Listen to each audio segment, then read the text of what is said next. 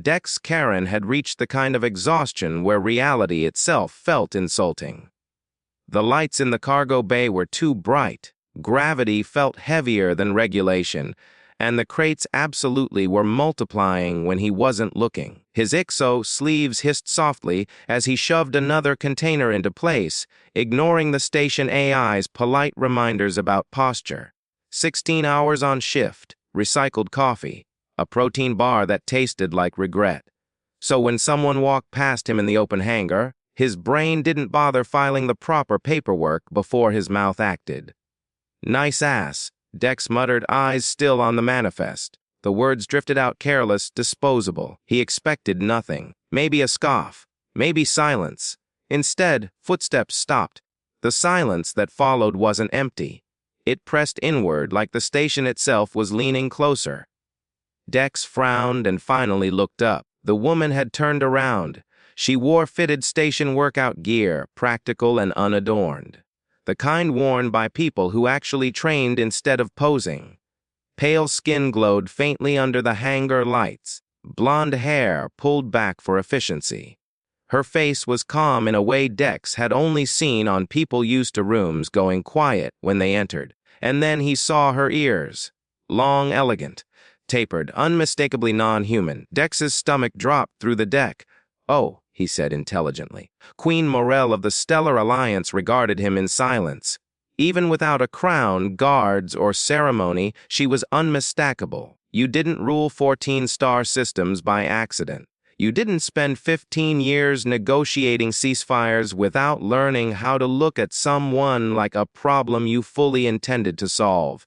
Dex's mind sprinted through possible outcomes: arrest, public apology tour, ejection into vacuum.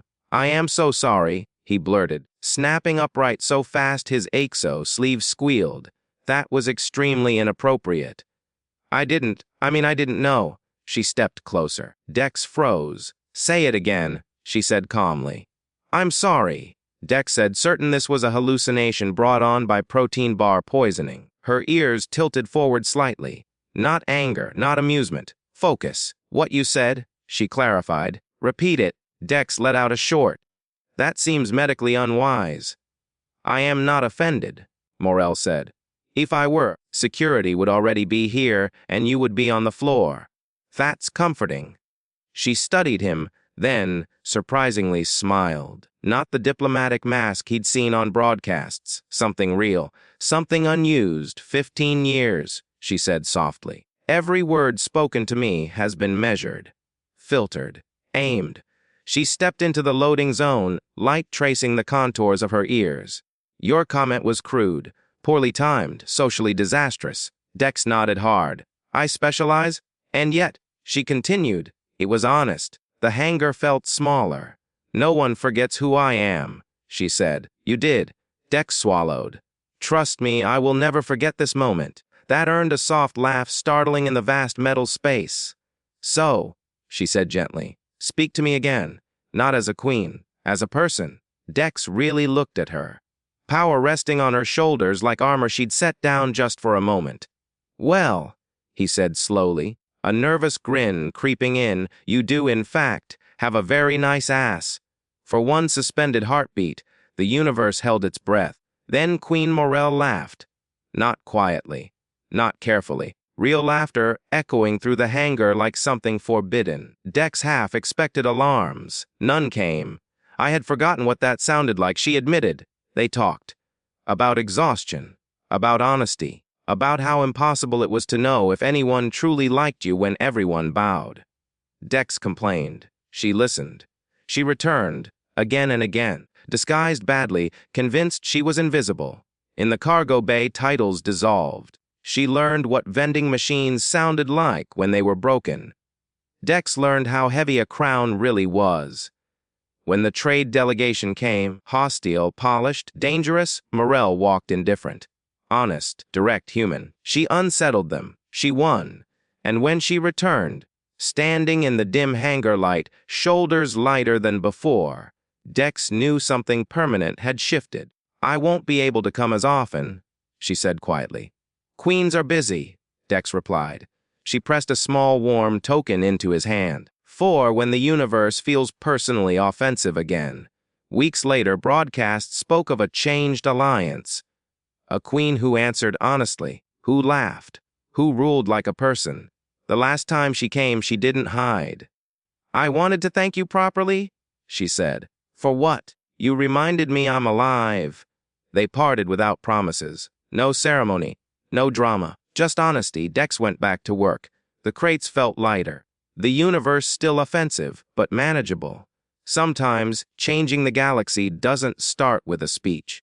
Sometimes it starts with a tired human, a careless comment, and the courage to speak without fear, and mean it. Dex Karen never planned to matter to history. He moved crates. He fixed loaders. He survived on bad coffee and worse sleep. And yet, somehow, the most powerful woman in the Stellar Alliance kept returning to a cargo bay just to hear him complain. Weeks passed after her last visit. The station returned to pretending nothing important had ever happened. Cargo moved. Drones hummed. Gravity behaved itself out of habit rather than kindness. Dex worked double shifts and told himself that was all there was, but the token Morel had given him stayed warm in his locker. Always warm. On the night the message arrived, Dex was elbow deep in a loader panel, cursing a bolt that refused to respect torque limits when every screen in the hangar flickered at once. Emergency override. Alliance frequency. A familiar face filled the display. Queen Morel stood alone. No advisors, no banners, no performance. Her ears were uncovered. Her expression was steady but tired. "Dex Karen," she said, speaking directly to him across systems. "I require your honesty." The hangar went silent. Dex wiped his hands on his trousers. "That sounds expensive." A faint smile touched her lips. "The alliance is fracturing," she said. "Not violently, quietly. The most dangerous kind. They do not trust honesty from a throne. They think it is weakness." Dex frowned. "They're wrong, I know," she said softly. "But knowing and convincing are not the same thing." The image zoomed out. Delegates argued behind glass walls. Power struggles wrapped in courtesy. "They want me to choose," Morel continued. "Tradition or change." Dex exhaled slowly. "And you're calling a cargo handler because you never bowed," she interrupted. "Because you spoke to me when it was unsafe. Because when I forgot who I was, you reminded me who I could be." The station felt very small. "What do you need?" Dex asked. She said, "Not as a subject, as proof." Hours later, Dex Karen stood in the heart of Alliance space wearing borrowed formal clothes that did not forgive slouching. The chamber was vast. Alien species filled the tiers. Every eye turned to the human who had the audacity to stand beside a queen without kneeling. Murmurs rippled. "This is inappropriate." One delegate hissed. "Processly." Morel replied calmly. She spoke first. Not with calculation, but clarity. She spoke of exhaustion, of pretending, of the cost of ruling without connection, and then she gestured to Dex. "He is not special," she said. "That is the point." Dex cleared his throat. Every instinct screamed to run. Instead, he spoke. "I don't know your politics," he said, "but I know this: when people stop being honest, everything breaks. Machines. Empires. People?" A delegate sneered. "And you think honesty built civilization?" Dex shrugged. "No. But pretending destroyed plenty." Silence followed. Then laughter, quiet, uncertain, not mocking. Thinking Morel's ears angled forward.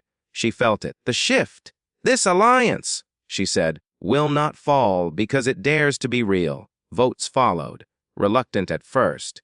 Then steady. Change didn't arrive like an explosion. It arrived like a breath. Later, far from the chamber, Morel found Dex standing by a viewport, staring at stars he'd never see up close. "You could stay," she said, officially. Dex smiled faintly. "I'd hate it." She laughed softly. "I know." They stood close, not touching, not needing to. "You changed how I rule," she said quietly. "You changed how I see power," Dex replied. Her hand found his, just briefly. Warm. "Real. No crowns," she said. "No bows," he agreed. She leaned in and kissed him, not as a queen, not as a symbol, as a woman who had finally learned how to be human. When Dex returned to his cargo bay, nothing looked different.